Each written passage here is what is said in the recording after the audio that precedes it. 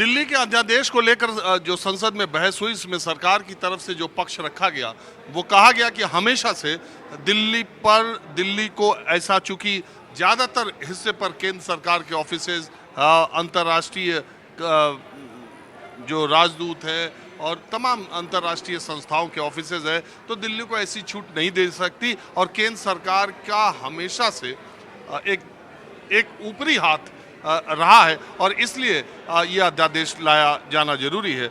गृह मंत्री अमित शाह बार बार ये कह रहे थे कि अरविंद केजरीवाल दरअसल सेवा करना नहीं चाहते, वो झगड़ा करना चाहते, और ये सरकार ऐसी ही है क्योंकि उनकी सरकार आने से पहले इस तरह की बात नहीं हुई।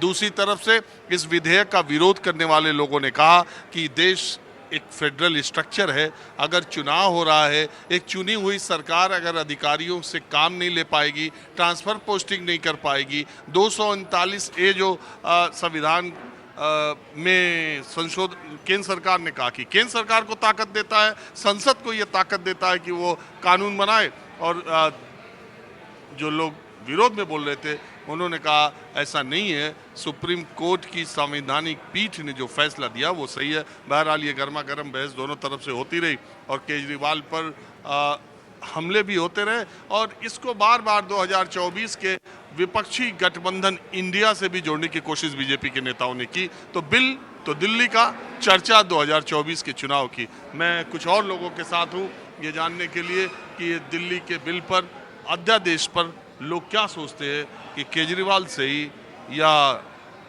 बीजेपी सरकार जो कह रही है वो सही। वो बिल तो पास ही हो जाएगा बहुमत से। देखो, इतिहास में जाए तो इससे पहले 1956 में एक बार दिल्ली सरकार के अधिकार कम किए थे। चौधरी ब्रह्म प्रकाश की यहाँ चीफ मिनिस्टर होते थे, तब भी ऐसे क्राइसिस आया था। कांग्रेस पार्टी आज इस पक्ष में है, इस बिल के मतलब विरोध में आई है।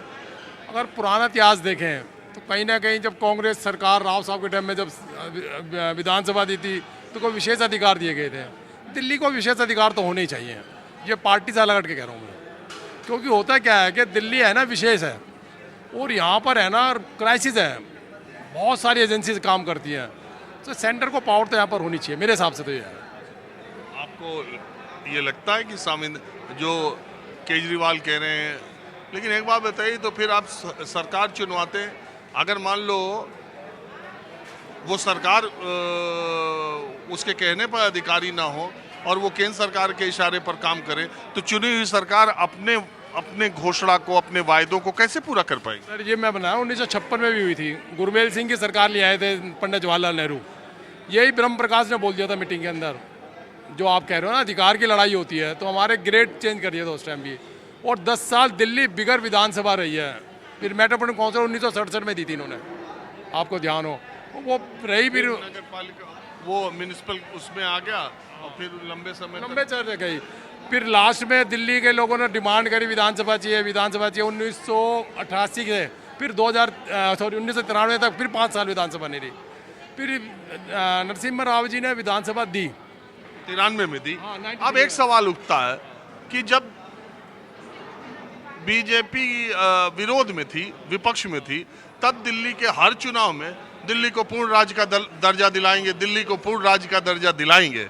और अब जब सत्ता पक्ष केंद्र में आ गया तो कह रहे हैं जी दिल्ली को पूर्ण राज्य का विरोध तो नेहरू जी भी करते थे।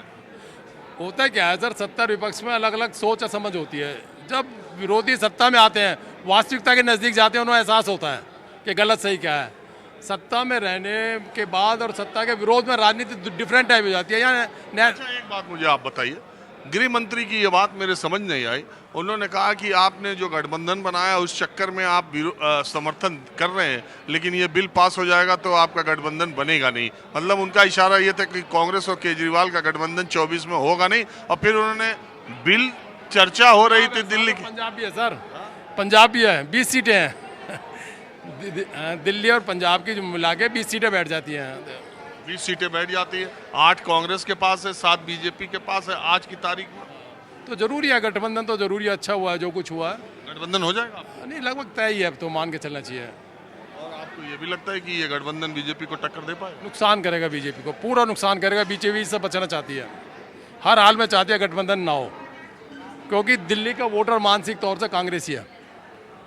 हाँ बिल्कुल, क्योंकि SC ST OBC पिछड़ा वर्ग जितना भी है, जो झुग्गी जे कॉलोनीज हैं, रिसेटलमेंट कॉलोनी है, वो कांग्रेस ही है। जब से आप आई है तब से कांग्रेस कमजोर हुई है। पंजाब में तो आपने देखा ही था, लास्ट में अरविंदर सिंह के टाइम में गड़बड़ होगी, नहीं दोनों तो जगह बीजेपी तो कमजोर है, लेकिन बिल्कुल कमजोर है सर बीजेपी। लेकिन लोकसभा में तो बीजेपी के दिल्ली के साथ अगर आपका कांग्रेस का अलायंस होगा तो साफ हो जाएगी बीजेपी, दिल्ली के लोग वोट नहीं देंगे। आप क्या हिसाब किताब जोड़ रहे हैं? ना कुछ नहीं, आप बताएं। हाँ? बताएं क्या पूछना चाहते हैं? नहीं, क्या हिसाब किताब आप? वो मेरा कुछ नंबर आ रहा था ना, मैंने लिख रहा था। बताएं। अरे हम यहाँ नंबर लोकसभा में देख रहे हैं, चल रहा है। बताइए पूछिए। अध्यादेश पर चर्चा चल रही गर्मा गर्म, यहाँ से 2 किलोमीटर पे। हाँ। आपको क्या लगता है ये अध्यादेश लाने की जरूरत फाइनल हो गया क्या? अभी चल रहा है? चल रहा है। तो आपको क्या लगता है कि ये जैसे ही सुप्रीम कोर्ट ने की संविधान पीठ ने फैसला दिया, सुप्रीम कोर्ट की छुट्टी हुई, मोदी सरकार अध्यादेश लेके आ गई? Basically you are the fourth pillar of our constitution.